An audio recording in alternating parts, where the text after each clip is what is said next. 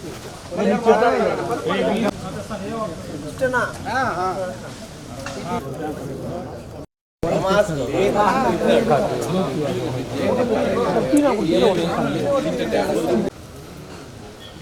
Sandal task force ఆధ్వర్యంలో అన్నమయ్య జిల్లా సుండుపల్లి ఏరియాలో పించా ప్రాజెక్ట్ ప్రాంతంలో మా రెడ్ శాండిల్ టాస్క్ ఫోర్స్ యొక్క టాస్క్ ఫోర్స్ రైడ్లో భాగంగా ట్రాక్టర్ ఒకటి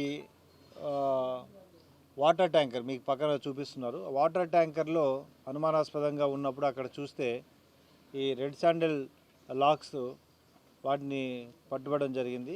అక్కడే ఉన్న ఈ నలుగురు ముద్దాయిల్ని కూడా అరెస్ట్ చేయడం జరిగింది.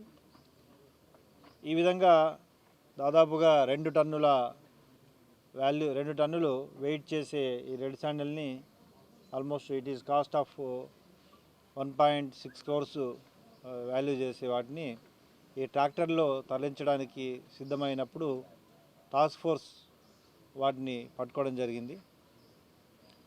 ఇటీవల కాలంలో కొంతమంది ఇంపార్టెంట్ ముద్దాయిల్ని కూడా అరెస్ట్ చేయడం జరిగింది. దాంట్లో భాగంగానే ఈ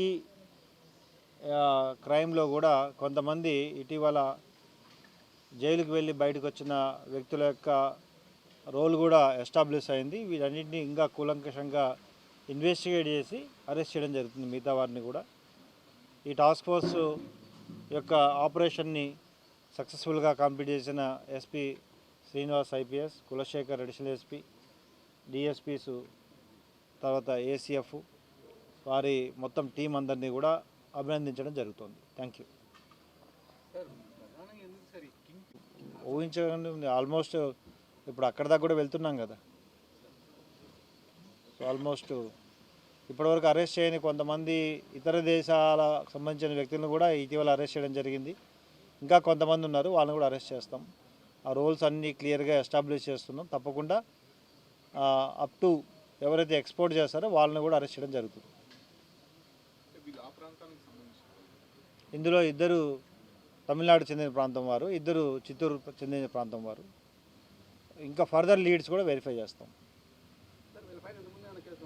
చూస్తాను, అవన్నీ కూడా ఇప్పుడు అరెస్ట్ అయ్యారు కదా. ఫర్దర్ ఇన్వెస్టిగేట్ చేసి ఇంకా లోతుగా ఇన్వెస్టిగేట్ చేసి ఎవరైతే ఎక్కువ కేసెస్లో ఇన్వాల్వ్ అవుతున్నారో వారిపై పీడీ యాక్ట్ పెట్టడం, అదేవిధంగా ఎక్కువ కేసులో ఇన్వాల్వ్ అయితే వాళ్ళ ప్రాపర్టీస్ని కూడా కేసెస్లో సీజ్ చేయడం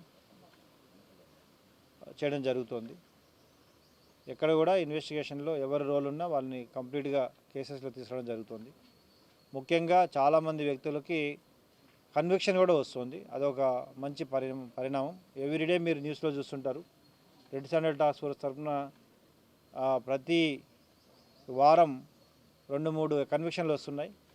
మంచి ప్రాసిక్యూషన్ వింగ్ ఎన్బిడబ్ల్యూస్ని పూర్తిగా కోర్టు ముందు ఉంచడం అయితేనేమి, మ్యాజిస్ట్రేట్ ముందు, జడ్జి గారి ముందు కంప్లీట్గా ఇన్వెస్టిగేట్ ఆఫీసర్ ఫ్యాక్ట్స్ పెట్టడం వల్ల 85 to 88% ఈరోజు కన్విక్షన్ సాధించగలిగాం. తప్పకుండా రాబోయే రోజుల్లో ఇంకా కఠినతరం చేసి రెడ్ శాండిల్ యొక్క ఇల్లీగల్ ట్రాన్స్పోర్టేషన్ ఆపుతాం.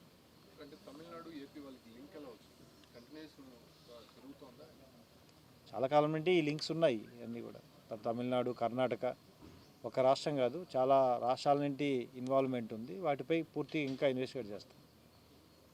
Thank you.